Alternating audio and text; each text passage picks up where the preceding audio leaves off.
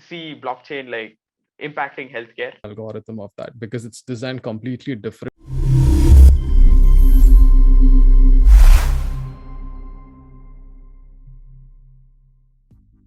Hey guys, welcome back to Medical More Podcast. And on today's podcast, we will be talking about AI, deep learning, and blockchain with relations of big data and on how they could be used in the healthcare sector in general. So, today to talk to us, we have somebody from PWS who is a friend, a brother, and he works as an analytical consultant on data migration. So, let's get talking with him and get to know more. So keep watching till the end, guys, and hope you like the video. Don't forget to like and subscribe. The podcast, Anirudh. Thanks for taking out the time and being here with us today. Thank you for the introduction, Gagan. So good to like talk to you after a really long time. I think the last time I met you was at that video tournament when we played each other, when our colleges played each other actually. So yeah. Yeah, right. Well, I remember losing that match to you guys, but yeah, we'll have a Yes, I rematch just soon. certainly Probably put it sometime. across. But Yeah. so since you've been working a lot, your daily work involves being around working with data, and you're a data scientist basically. So you deal with AI, you deal with deep learning and data and big data also. So let's talk something about that, but in relevance and too much of inclined towards the healthcare sector, right? uh, you know uh, I would want to say this, okay, because I think this is something that has always been one of those thoughts that people have, that wherever you have AI being implemented, you have always, it's the Terminator Right, scene yes. coming into mind, right? They think they take over people, take over the jobs and stuff like that. But I think what we should really be looking at is the back end algorithm of that, because it's designed completely different, right? It's even mathematically designed to Right. process totally different things, right? And also, I think you must be knowing this better because you actually deal with this and decreasing the inefficiencies in the whole system and making it more better, right? So in that perspective, how do you see AI being implemented in healthcare? I mean, what I mean by that is, what are the applications in where we can use Okay, it in our so healthcare sector? before talking about the applications of AI in healthcare, like let me give you like a small introduction on what AI is. Right. So it is not this Terminator thing which is going to Mm, take over the world or anything of that sort. So AI basically means it's a technology which enables machines, basically our laptops and computers, to think like human beings.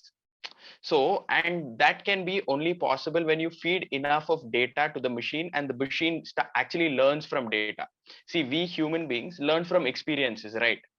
So based right. out of past experiences, we learn. Similarly, the machine learns out of data. So that is how data can be used to make the machine artificially intelligent. So that is what AI basically means.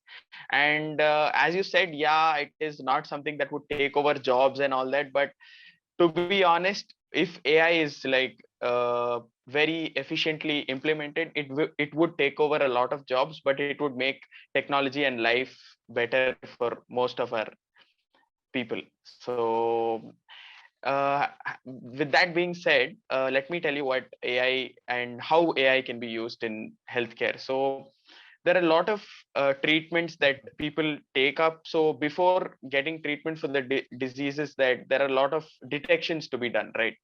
So so before, now let's say the Right, right. patient consults the doctor. So before that person is being diagnosed, a lot of tests and checks and scans are being run, right? So you have a physician. Now let's say, for example, Right. there is some problem a patient is experiencing with his heart or something of that sort. So then you have a doctor in front of you trying to examine what's wrong by checking your heartbeat and things like that. So things like that can be taken over by machines with the help of AI. And there is this process called radiology. Okay, so radiology basically means x-raying and Right. taking images of your inner body to see if everything looks right. So that's what the doctor does. So the doctor asks you to get a radiology and then checks the images and checks to see if everything's all right. What artificial intelligence helps us do it using machines. So the machine, and it is very surprising if I tell you this, but the machine actually predicts if everything's right or not right much better than most of the radiologists can. So that Right. was like a study that was conducted some time back. Mm. So yeah, so things like radiology and skin cancer and all that. So for skin cancer, you have like things growing on your body. So your doctor has a look at it, and then if at all he thinks it's serious, he'll ask you to take further tests. So similarly, you can use AI, implant AI into machines which can take scan images, and with the data that the machine has, it can tell you whether it is a possibility of cancer or no. So that's how AI can be used to in the healthcare industry. So yeah. Right. So it makes it more efficient Yes, in yes. diagnosis perspective, right? So, so this was about AI, but then when you just spoke about data being fed into the AI, how do you see big data coming into this? How do you see big data So penetrating the sector? the thing about big data is, see, the machine cannot do anything unless you feed information into the machine. If the machine does not have any information regarding human activity, it Mm-hmm. cannot predict anything. But if you give information to the machine saying that, okay, these are the past records of people, and when they experience certain situations within their body, it means they are susceptible to having so and so disease. So if all this information is being fed into like a machine will be able to accurately predict based on historical data whether, okay, yeah, there is a possibility, because this particular person is experiencing this discomfort, there is a possibility that this person might have like ABC disease. So things like that. So now Mm-hmm. let's say, for example, big data, we can take the example of an MI fit band. Okay, so that is something which is very easily affordable, Mm-hmm. and that is something that can do a lot of things. It can measure the amount of calories you burn, it can measure your heartbeat, and it can also measure your stress levels. So basically, big data can be used on devices which can be connected to your body, like maybe wear it on your wrist, something of that sort, and it can monitor your body at all times. You don't have to be actively involved, it's just there on your body, and it's monitoring your body and checking to see if everything's all right. So the way we are heading is that there will be a point where you will have devices slash gadgets which will be with you, or a part of your body, maybe like a wristwatch or something like that, which is monitoring everything. So in case something goes wrong, you can have something giving you like a notification or an alert or a beep saying that, okay, your so and so levels are dropping or is too high, maybe you need to consult a doctor now. So it is about preventing the disease from happening. So when it's like having a doctor by your side at all times. You get it? So data can be used to Right, right. let you know if at all you are developing symptoms or anything which will lead you to develop a disease. So it can let you know. So that's how big data is heading to. So yeah. I know. It's very interesting actually because Yeah. very a few years back, I think a couple of years back, about 2 3 years back. So when I commute from some place towards my house, so your Google Maps sends you a notification, says that you would reach your destination 12 minutes, even Right. though you don't set the location. Right. It Right. knows that you're gonna go home. Right. So all Yes. that is like data accumulation, which Right. basically Right. It's plays as all big data data. accumulation. Yes. Right. Coming to data accumulation, we notice things like big data is Okay. always either you have structured data or unstructured data, right? So in the same perspective, when we talk about blockchain, right? So in blockchain, when we talk about specifically about Right. frameworks like Ethereum or Hyperledger, right?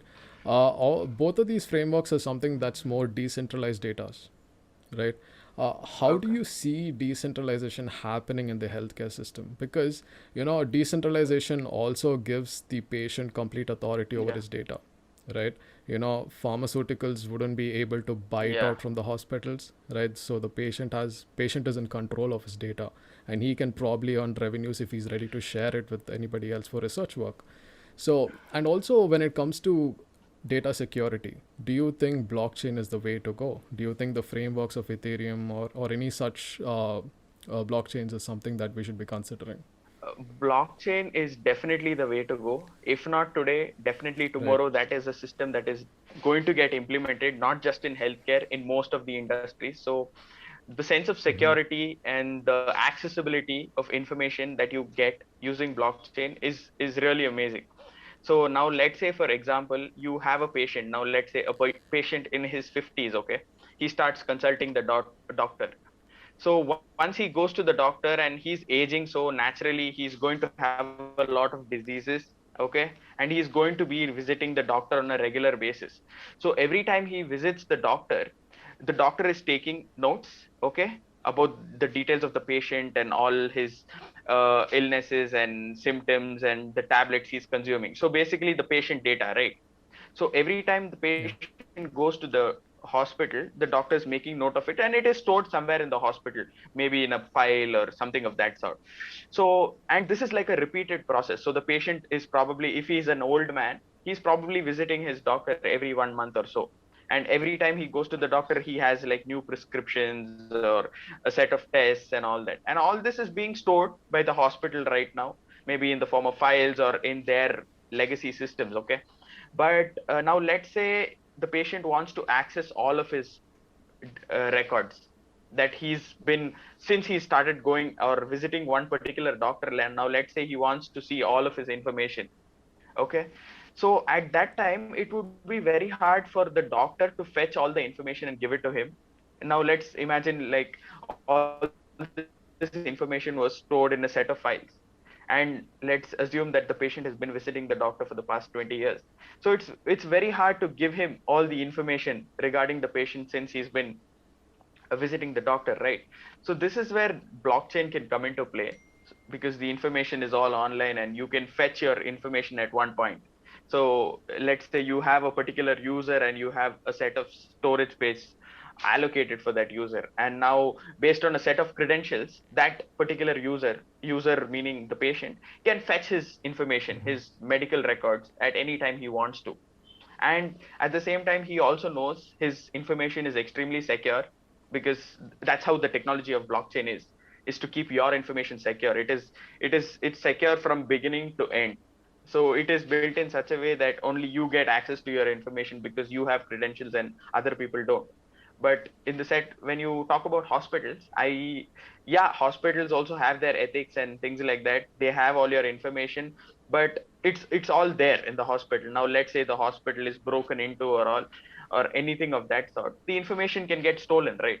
But blockchain, things Yeah. like that, risks like that can be minimized. So making the information accessible to the patient, okay, that is easily accessible, and at the same time securing your information. So that is Right. how I and that is something which will be implemented very soon in most of our hospitals. Right. So, since you work on a daily basis with data and stuff, Yeah. um, do you find any startups very fascinating? Your technology that fascinates you? I would give you, I could name a few companies, but they're not into healthcare, because as you know, I am not Right. fully into No, it's healthcare. fine. Yeah. So there are these unicorn startups which I track once in a while. So Mm-hmm. so unicorn startups are basically companies that are valued over $1 billion. So there is Right. this company called Robinhood, okay, which was started Mm-hmm. like a few years I back. heard about it. Yeah. So Right. yeah, so that is a company that helps people make money out of the stock market, which I think is a really good Mm-hmm. initiative, because a very small percentage of people in India trade in the stock market when compared to other Mm-hmm. countries. So that is actually Right. a money making alternative, the stock markets. You can actually make money out of it if you put some time and have sufficient information. So that's an app which helps people make money. So based on charts, and it helps you invest in stocks and mutual funds and things like that. So it's basically helping people, and things like So, do you have any stocks invested? I do invest in stocks, but not heavily investing in stocks at the moment. India being Right. a developing country, so it wouldn't be a bad idea to invest in the Indian stock market. I know. Right. So So, let's invest in India. So, what would be your second startup or technology? so another thing, another company I would say is Airbnb. Okay. So I read this somewhere. Okay. What it said was Airbnb is like the biggest hotel chain in the world. It's the biggest hotel chain in the world, but they don't own a single hotel. But they don't own single hotels. Yeah, Okay. Similarly, that's so true. okay. Similarly with Uber. Uber is the biggest like cab service I think in the world. They don't own a single car, Right, which is amazing. So right, it's not that you need to have like a heavy capital and to start a business. We need to get that out of our head saying, okay, we need a good investment to get into a business and things like that. And people give up there because we need a capital. What if right. we go? But these people have proven that, okay, you don't need a heavy investment to like start off. All you need is a good idea and good people to execute it. Right. So that's very innovative, but I wouldn't call Uber or Airbnb a startup. Startup called DoorDash. It's also a unicorn startup. So there it is about it's an app where people can order food similar to Swiggy and Zomato. Right. So you order food and they deliver it at your doorstep. So what I'm trying to say is technology is somewhere involved Right. Of course. within the end-to-end process. Do you see anywhere in the nearby, or do you think this hypothesis of, of using biosensors and telemedicine can actually replace physical examinations? Or even going one step further, what if we can make telemedicine a complete AI thing? No doctor intervention at all. I would say that is something which is very possible. Right. Okay, that is something that is something that can be implemented and that will be implemented for sure. Biosensors, for example, you have these smartwatches and things like that. Okay, which we have it right now, and a lot of people use it. Like people who can afford it. It's really expensive at the moment. You have these smartwatches which can measure your heartbeat, your stress levels, okay, the number of calories you've burned, to track your physical activity every day. See, right now we have things like that in our smartwatches, and which is affordable.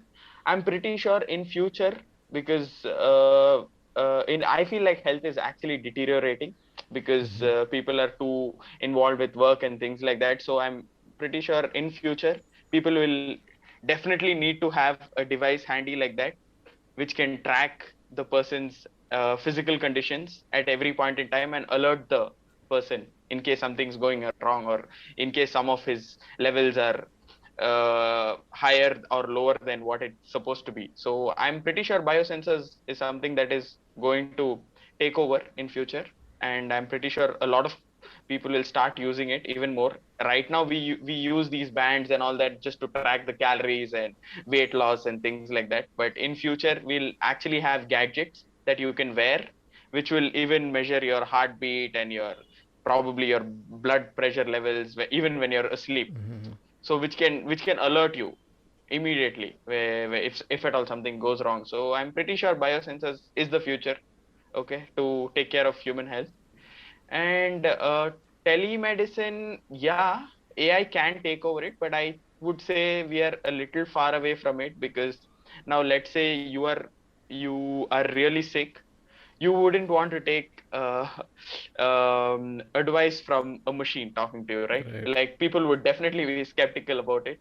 It sounds funny, but actually, right now, at least with the mindset, with our current mindset, the mindset of the people right now, let's say you're extremely sick and you have AI, and AI is probably going to give you suggestions based on the information the machine has acquired over a period of time, right? So, but it would be really people would be skeptical, at least as of now. But once this is proven and validated, and it is like scientists come to a conclusion and come up with something and tell you that, okay, yeah, AI can actually do it for you and can do it at least as good as a doctor, if not better, then I'm pretty sure we will reach a stage where yeah, telemedicine AI can handle it. Because now let's say you go to the doctor for, let's say, a normal fever, okay, and 10 people consult the doctor. Most of the cases the doctor is going to give you the same prescription because it's the same disease. So why don't you have like a machine do it for you, because it's the same thing, right? But we human beings will feel comfortable when we are talking to a doctor, but let's hope that we achieve that level of comfort in future Right. talking to machines, because that's the future. Right. So yeah, I see that happening in future, not anytime soon though, but I definitely see that happening. Right. Right. I mean, I think even in terms of being more efficient and cost effective, this makes a big difference, right? Uh, this podcast was very informative. We spoke about blockchain, we spoke about big data, and we came across AI. But thanks for spending this time with us. It was a Saturday, and you took out the time to be here today. It was really cool of you. So thank you, Gagan. So this Right. podcast was good. It was good to talk to you after a really long time. Right.